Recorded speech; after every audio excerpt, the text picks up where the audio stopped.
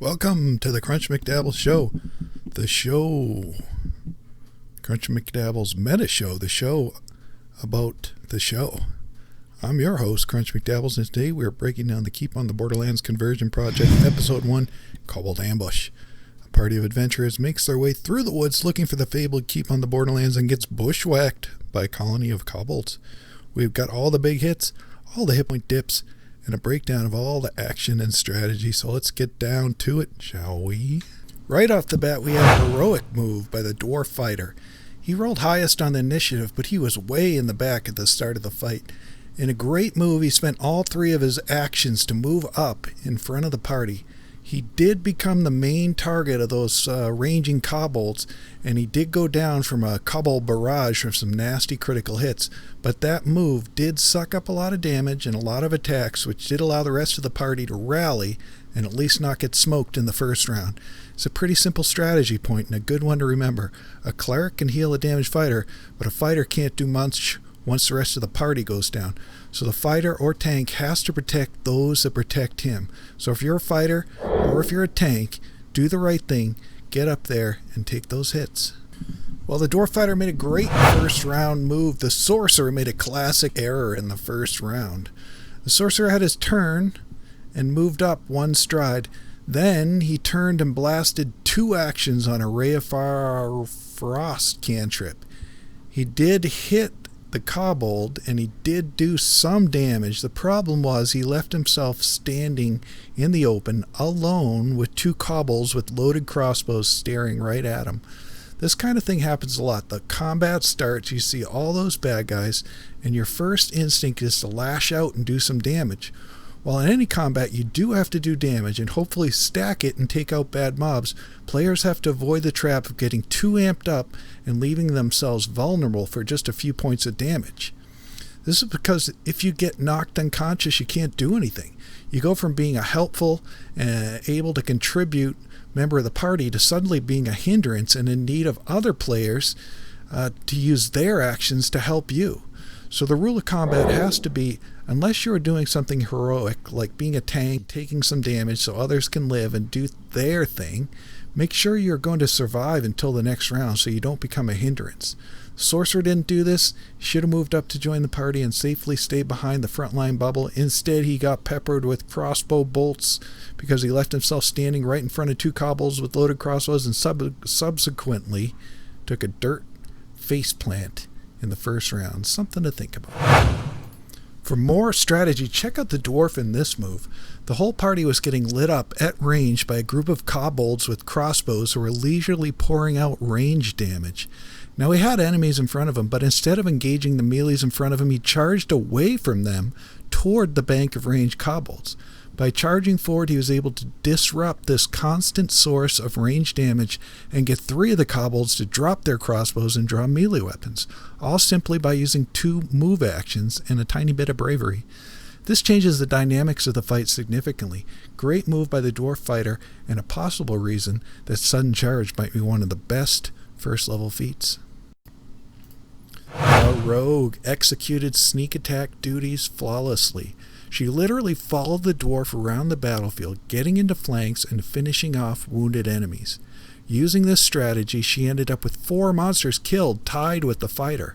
To get into flank, she took advantage of her great elven movement and moved into one flank after another, making attacks on monsters at their -2 armor class and adding in her own precision damage. This extra 2-hit and extra damage makes the rogue completely lethal and a great monster-killing tool on the battlefield.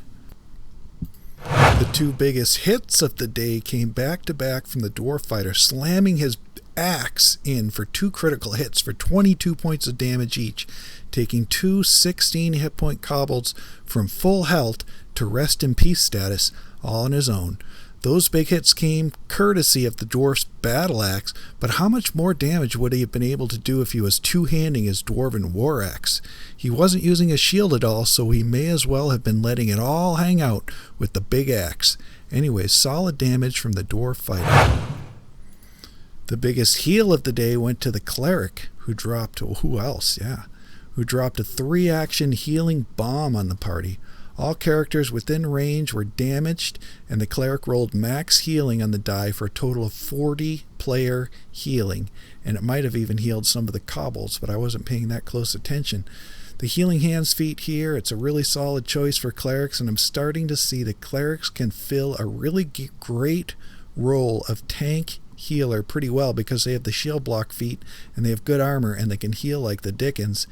We here at the Crunch McDabbles Institutes for Excellence in Character Development are working tirelessly night and day on our labs on tweaking this Cleric tank build to bring out the best tank possibilities out of the healing class, so stay tuned for more of that. Okay, breaking down the final stats. Damage dealt was headed up by the Dwarf Fighter with 97 damage, over 12 hits for an average of 12 damage per hit. The Rogue just behind that with 59 damage, over 5 hits for 11.8 damage per hit, so almost the same amount of damage but on fewer hits, so those backstabs are real good. The Sorcerer put in 15 damage for 2 hits for 7.5, that's not that much. And then the Cleric of Iomedae had 0 damage on 0 hits for an average of 0.0 damage per hit, so that was a pretty rough day for Iomedae.